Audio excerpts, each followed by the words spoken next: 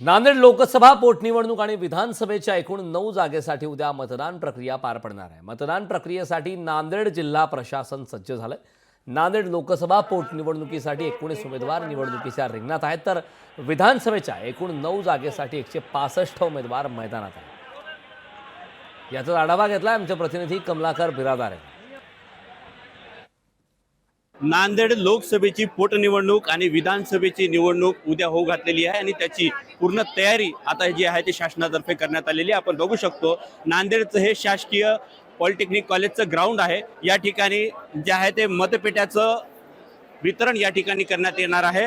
जवळपास नांदेड जिल्ह्यात जर बघितलं तर 9 विधानसभेसाठी 165 उमेदवार आपलं नशीब आजमावत आहेत।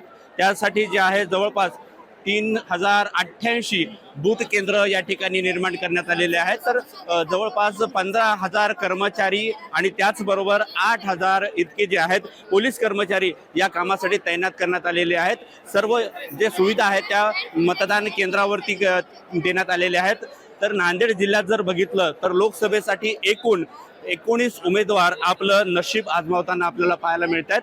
तर दुसरीकडे जर बघितलं तर प्रत्येक बूथवरती सर्व ज्या सुविधा आहेत त्या ठिकाणी देण्यात आलेल्या आहेत। तर नांदेड जिल्ह्यामध्ये 5 मतदान केंद्र हे अतिसंवेदनशील म्हणून या ठिकाणी जाहीर करण्यात आलेले आहेत आणि त्याचबरोबर 27,87,547 इतक्या मतदारांचा उद्या ते आपल्या मतदानावर अधिकार बजावणार आहेत।